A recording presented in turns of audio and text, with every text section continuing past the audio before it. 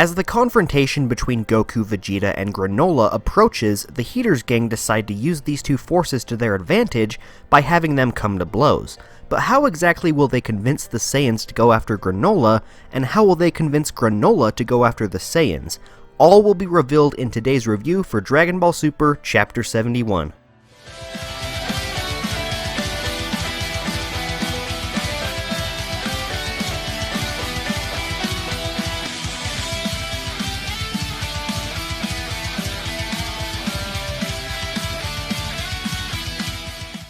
How's it going, everyone? InnovativeJdawg here, back again with yet another Dragon Ball Super manga chapter review.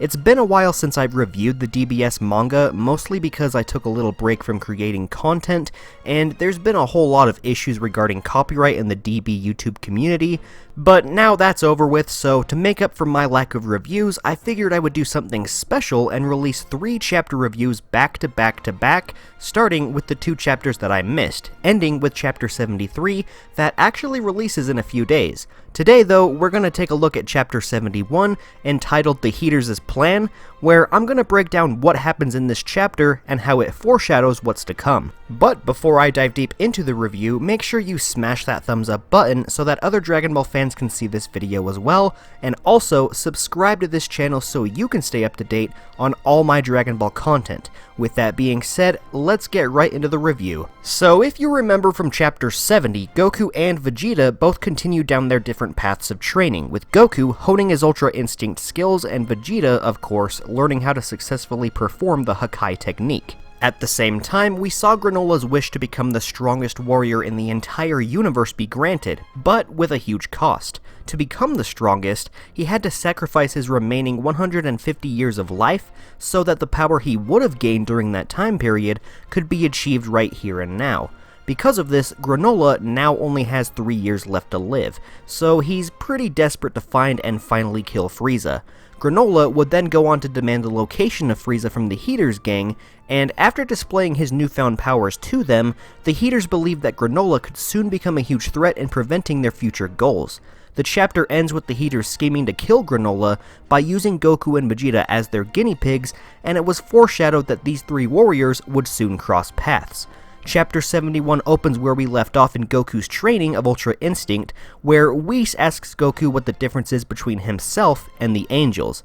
Of course, Goku takes this question too literally and replies with a joke. Whis instantly throws his staff towards the Saiyan, knocking him back a few yards, and he states that he and the rest of the angels are constantly in the state of Ultra Instinct, and Goku believes that his inability to use Ultra Instinct without transforming is what separates him and the angels. However, that's not the case, as Whis points out that Goku's misjudgment with Ultra Instinct is that he compares it to a regular transformation. Whis then goes on to say that Goku's body could move on its own no matter what form he's in, but if he really needed to use it as a last resort, he could still transform into the form that accompanies the Ultra Instinct technique. Goku realizes that he needs to learn how to use the Ultra Instinct technique in his base form. Then, after a quick exchange between Goku, Vegeta, and Whis, who informs the 2 Saiyans that their training may be cut off short due to a weird occurrence popping up somewhere in the universe, the chapter cuts over to planet Cereal, where we see Granola's spaceship land. He's unwilling to return to Monaito's home before the defeat of Frieza, and Granola decides to hang back and keep watch of his old friend from afar. Meanwhile, Elec sends Oil and Maki off on their way and tasks them with visiting Zuno in order to learn about the Saiyans and their weaknesses before heading off to Earth, and once they leave, Elec and Gas have a quick scene together that I thought was rather interesting. Gas relents Elec's decision to keep him off the battlefield, and Elec reveals that Gas most likely could have won his fight against Granola from the previous chapter had the 2 fought, indicating to us that he's much tougher than he looks. This belief is proven soon after when Elec points out that Gas's time to shine has yet to come, and that he has the potential to surpass even Frieza, which, that sounds insane considering how much stronger Frieza has gotten since his resurrection, and how much potential he has to get stronger. If Gas can keep up with that level of strength and potential, that's just baffling to think about. Of course, though, this could have just been said to hype Gas up, since we haven't really seen him do much throughout this arc, at least not yet, since he's sure to been shut down each and every time something cool is about to happen. but I think it would be spectacular to see Gas reach his full potential and become a huge threat to all those who oppose him, especially since this arc is building up this massive confrontation between Goku, Vegeta, Granola, Frieza, and the Heeters gang. For all we know, Gas and the Heeters could become the major villains behind this arc moving forward. More on this a little bit later. Unfortunately though, we're gonna have to wait a bit longer to see just how strong Gas truly is, because the chapter cuts away from him and over to a comedic scene with Oil and an enraged Maki, who arrive at Zuno's planet to ask him some questions after giving him a few kisses. The chapter then immediately cuts back to Goku's training with Whis, and it seems like he's gotten the hang of using Ultra Instinct in his base form rather quickly, as we see him dodging Whis' staff at immense speeds. All throughout this sequence though, Goku has his eyes closed, indicating to us that he still has to fully concentrate to pull the technique off. So it's gonna take some time before he fully masters the technique of Ultra Instinct. And I reiterate, the technique, not just the transformation, and I love this idea a lot. I think it's great that while Goku has mastered transforming into Ultra Instinct on men and has been able to tap into its silver-haired counterpart quite easily, as seen in the previous arc, I like that he hasn't fully mastered the Ultra Instinct technique itself. He's gotten good at transforming to use the technique, but to truly get stronger, he has to learn to use the technique first and foremost, without relying on a transformation boost. I like that Dragon Ball Super is taking the time to fully flesh out Ultra Instinct, and isn't rushing through the concept of what it is super fast, just to introduce a new transformation. There's still going to be a lot of work needed for Goku to fully master the technique, and to a certain extent, the way he uses that technique with other transformations and power-ups. It truly makes me feel like Ultra Instinct is Dragon Ball Super's version of Super Saiyan, since that was an aspect of the series that truly defined Dragon Ball Z's storytelling throughout most of its arcs. Ultra Instinct has already been so important to these last few story arcs of DBS, but I can see it having a much bigger impact on the future of the series, just like Super Saiyan. But not only do we get a cool sequence of Goku using Ultra Instinct with his eyes closed, we see how much Vegeta has improved with his Hakai technique by destroying several logs falling from the top of a waterfall. I remember when this chapter first released, a lot of people were chalking this sequence up as a joke, making it sound like it wasn't really impressive for Vegeta to destroy logs that were only 3 times his size, and while, yeah, it isn't too impressive, I do appreciate it for being a proper way to show how much Vegeta has improved, since we saw him barely being able to destroy a small pebble just a short while ago. So yeah, while it may not be as cool as him using Hakai on Frieza or Granola or anything, I thought it was a fun little scene. Afterwards, some time passes and the two Heeters, Oil and Maki, finally arrive on planet Earth. Their first stop is none other than Goku's house, where they first come across Chi-Chi, who says her husband hasn't been home for months.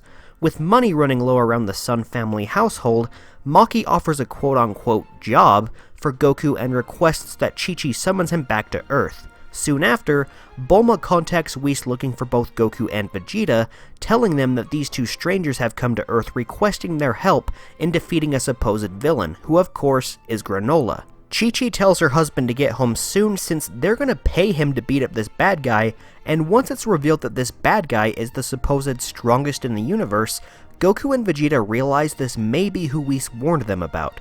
Goku and Vegeta accept this request, hoping it'll be a fun challenge for them to see how well their training paid off. But before the two embark for Earth, Whis and Beerus give them a little extra bling as some sort of bet between the two to see who will defeat this supposed villain. Goku gets the Whis symbol written on his gi, marking him once more as an official student of Whis, and I gotta admit, it's really nice to see the symbol make a return ever since Goku ditched his old Whis gi to return back to the classic orange and blue one that we all know and love.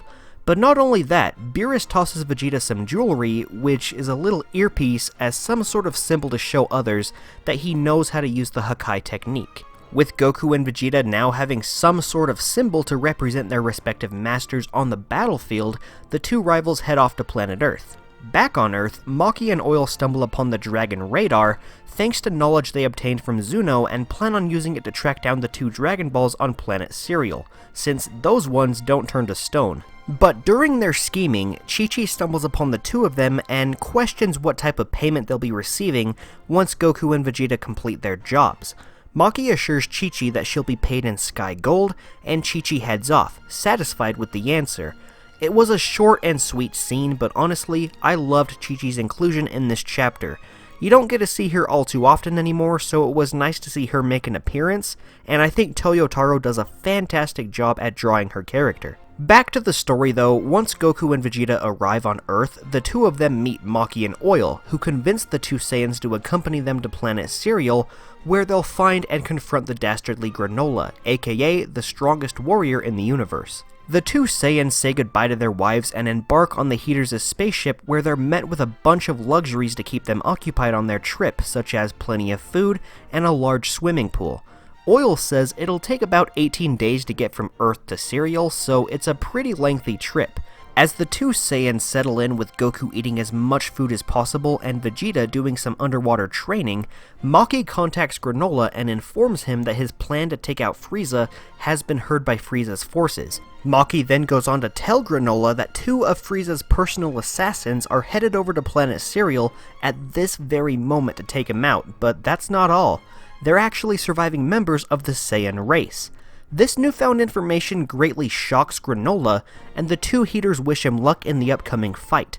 Getting out of his ship, Granola looks over at the ruins of his hometown and says that revenge against the Saiyans will finally be his. The chapter ends there, and man, this was a good chapter. Unfortunately, it wasn't my favorite of the Granola arc, but there was a lot of good material within this chapter. First off, I loved all the training segments showing off how far both Goku and Vegeta have come. It's really interesting to see Ultra Instinct get fleshed out a bit more, and of course, I love seeing Vegeta improve his Hakai technique with each new chapter. I thought all the scenes with Maki and Oil were great, and I actually thought Maki was one of the best aspects of this whole chapter because her characterization is just so fun to read. I can't wait to see more of her in the next few chapters, and I also really loved how we got to see the return of some characters that we haven't really seen in a while, like Chi-Chi and Bulma. But what stood out to me the most was how much foreshadowing this chapter laid out. Of course, it foreshadowed the upcoming conflict between Goku, Vegeta, and Granola, but not only does it set up their fight, I have a feeling we're going to see the three warriors reconcile and actually team up against the Heeters at one point, since they're all victims of this deception plan that we just witnessed throughout this whole chapter. I really feel like Toyotaro is setting up the Heeters gang as the main antagonists of this arc, and if you want to hear me explain more of my thoughts on this and whether or not it's possible for Granola to team up with both Goku and Vegeta, I already made a pretty lengthy discussion video talking about it, so go check that out if you haven't already. It will be linked in the description, or you can click the card up in the top right of the screen. Overall though, this chapter was a pretty good one. It wasn't my favorite, but I do appreciate a lot of the material seen throughout these pages. There was a lot of setup for future material, and there was a lot of interesting ideas and concepts brought about, mostly through Ultra Instinct being used in base form, and I really enjoyed the standout characters in this chapter, Maki and Chi-Chi. And now that everything has been set up, we'll just have to wait and see what I think about Chapter 72, where Goku, Vegeta, and Granola clash for the very first time. But until then, what did you all think of Chapter 71? Did you enjoy this chapter when it came out? Leave your thoughts down in the comments and let me know your opinions on the future of this arc. I would love to hear all your ideas, so please comment, and while you're at it, go ahead and smash that thumbs up button to help push this video into YouTube's algorithm. The more likes this video has, the more likely it is that other Dragon Ball fans will also see this video, plus it gives me an idea of how much you enjoyed today's content. While you're at it though, click that subscribe button and turn on post notifications by clicking that bell icon. That way, you'll be able to see whenever I upload a new video, and if you're a fan of all things Dragon Ball, you'll definitely want to stick around because I make a ton of content ranging from reviews, discussions, speculation videos, and so much more. So if all that interests you, you'll definitely want to subscribe, and considering I'm releasing the review to Chapter 72 very shortly after I release this review, you'll want to hit that subscribe bell so you can see whenever I upload my next few DBS reviews. As always though, thank you all so much for watching today's video. I hope you enjoyed. Until my next video though, I will be seeing all of you Dragon Ball fans later. See ya!